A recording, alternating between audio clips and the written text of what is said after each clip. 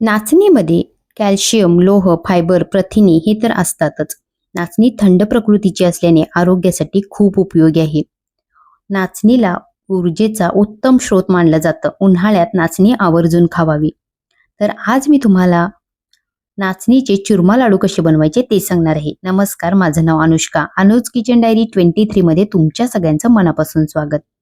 मध्यम आकाराच्या बाउलने एक बाउल भरून नाचणीचं पीठ घेतलेलं आहे. साहित्यासाठी घरातली कोणतीही एक वाटी सेट करा.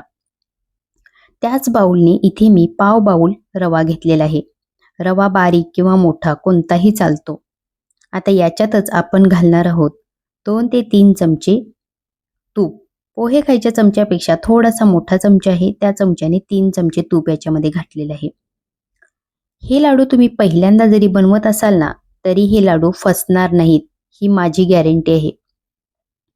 हे तूप आपल्याला चांगलं हाताने मिक्स करत पिठाच्या कणाकणाला चोळून घ्यायचं, जेणेकरून या पिठाची अशी मूठ वळली गेली पाहिजे.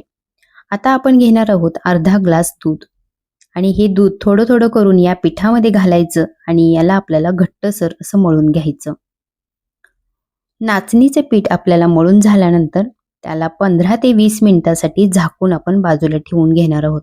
म्हणजे याच्यामध्ये जो आपण रवा वापरलेला आहे तो सुद्धा छान फुलला जातो. याच्यावरती झाकण ठेवून मी याला 15-20 मिनिटासाठी ठेवून दिलं होतं. आता आपल्याला याला पुन्हा हलक्या हाताने मळून घ्यायचं आणि आता या पिठाच्या आपण मुठी बनवून घेऊया. या मुठी बनवताना मध्यम आकाराच्याच मुठी बनवून घ्यायच्या, कारण नाचणी ही इतर धान्यांच्या पेक्षा भाजायला थोडीशी जड असते. त्याच्यामुळे मुठी बनवताना मध्यम आकाराच्या बनवायच्या, म्हणजे तळल्यानंतर मुठी आतपर्यंत भाजल्या जातील आणि हे पीठ आपल्याला बाधणार नाही किंवा हे लाडू सुद्धा जास्त दिवस टिकतात. सगळ्या मुठी इथे बनवून झालेल्या आहेत. कढईमध्ये एक मोठी वाटी तूप गरम करायला ठेवलं होतं. तूप चांगलं गरम झाल्यानंतर तुपामध्ये मावतील इतक्याच मुठी याच्यामध्ये सोडायच्या आणि याला अलटी पलटी करून वरून ब्राऊन कलर येईपर्यंत छान याला तळून घ्यायचं. तळताना जी प्रोसेस आहे ती करताना कुठेही घाई गडबड करायची नाही, कारण मी तुम्हाला आधीच सांगितलं नाचणी थोडीशी भाजायला इतर धान्यांच्या पेक्षा जड असते. अलटी पलटी करून आपल्याला ह्या मुठी छान तळून घ्यायच्या आहेत. तळून झालेल्या मुठी आपण एका बाउलमध्ये काढून घेणार आहोत. अशाच प्रकारे राहिलेल्या मुठी सुद्धा मी सगळ्या तळून घेतल्या आणि गार करायला एका बाउलमध्ये काढून ठेवल्या. कढईमधलं जास्तीचं तूप आपल्याला काढून घ्यायचं. 2-3 चमचे तूप शिल्लक ठेवायचं आणि त्याच्यामध्ये आता आपण घालणार आहोत ड्रायफ्रूटचे तुकडे. इथे मी मूठभर काजू गराचे तुकडे आणि मूठभर बदामचे तुकडे करून घेतलेले आहेत आणि ते या तुपामध्ये मी तळून घेते. तुम्ही तुमच्या आवडीनुसार कोणतेही ड्रायफ्रूट याच्यामध्ये तळून घेऊ शकता. आता राहिलेल्या तुपामध्ये मी इथे घालते 1 वाटी मखाना.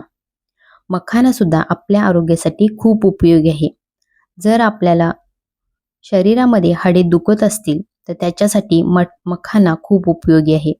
म्हणून या लाडूमध्ये आपण मखान्याचा सुद्धा वापर करतोय आणि मखाना थोडासा मऊसर असतो, त्याच्यामुळे याला तुपामध्ये छान कुरकुरीत होईपर्यंत तळून घ्यायचं आणि मगच आपण लाडूमध्ये वापरायचं, म्हणजे लाडू सुद्धा बरेच दिवस टिकतात.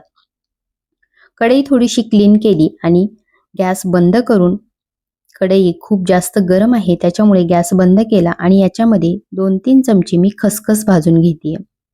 खसखस भाजताना गॅस लो करा किंवा बंद करा, कारण खसखस करपली जाते.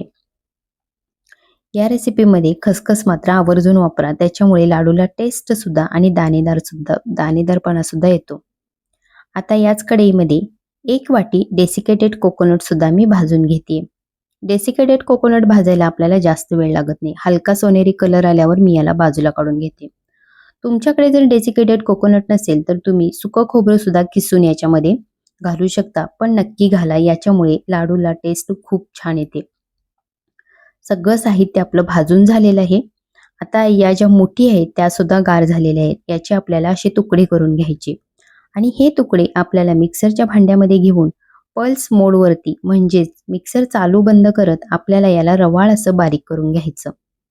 इथे तुम्ही बघू शकताय मी हे नाचणीचे पीठ रवाळ असं बारीक करून घेतलेलं आहे. याला आता आपण एका बाउलमध्ये काढून घेऊया.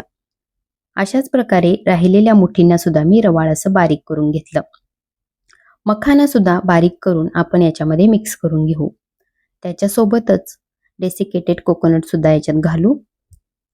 1 वाटी ज्या बाउलने मी 1 बाउल नाचणीचे पीठ घेतलं होतं त्याच बाउलने पाऊण बाउल इथे मी हा सेंद्रिय गूळ घेतलेला आहे. तुम्ही गुळाचं प्रमाण तुमच्या आवडीनुसार कमी जास्त करू शकता. आता हा गूळ याच्यामध्ये घालायचा, हाताने चांगलं मिक्स करून घ्यायचं. म्हणजे आता याला मिक्सरच्या भांड्यामध्ये घ्यायचं आणि पुन्हा एकदा याला पल्स मोडवरती बारीक करून घ्यायचं. म्हणजे हे सगळं मिश्रण एकजीव होईल. आता याच्यामध्ये तळून घेतलेले ड्रायफ्रूट आणि जी खसखस आपण भाजून घेतली होती ती सुद्धा घालायची. आणि एक गोष्ट मात्र मी इथे विसरली होती, तुम्ही मात्र आवर्जून घाला, ती म्हणजे वेलची पावडर. हे सगळं चांगलं मिक्स करून घ्यायचं. इथे बघू शकताय सहज याचा गोळा वळला जातो. आता जसे तुम्हाला लाडू हवेत लहान मोठे तेवढं मिश्रण हातावरती घेऊन याचे लाडू वळून घ्यायचे. हे लाडू तुम्ही फॅन खाली बसून सुद्धा आरामशीर वळून घेऊ शकता. कारण हे मिश्रण शेवटचा लाडू बनेपर्यंत कुठेही कोरडं पडत नाही. कारण आपण याच्यामध्ये गुळाचा पाक केलेला नाही. जर या लाडूमध्ये आपण गुळाचा पाक केला तर मिश्रण मध्येच कोरडं पडतं. म्हणून आपल्याला गुळाचा पाक न करता शेवटच्या लाडूपर्यंत हे लाडू व्यवस्थित वळता येतात. तुम्ही बघू शकताय मी शेवटचा लाडू दाखवते तुम्हाला, तो सुद्धा मी अगदी सहजपणे वळून घेतलेला आहे. अशा प्रकारे हे नाचणीचे चुरमा लाडू इथे तयार झालेले आहेत. हे लाडू खायला जितके टेस्टी आहेत ना, शरीरासाठी सुद्धा तितकेच फायदेशीर आहेत. उन्हाळ्यात शरीराला थंडावा देण्याचं काम नाचणी करते. घरातील लहानांपासून वयस्कर लोकांपर्यंत सगळ्यांना आवडतील असे हे नाचणीचे चुरमा लाडू एकदा नक्की ट्राय करा. रेसिपी आवडली असेल तर चॅनलला लाईक, शेअर आणि सबस्क्राईब करायला विसरू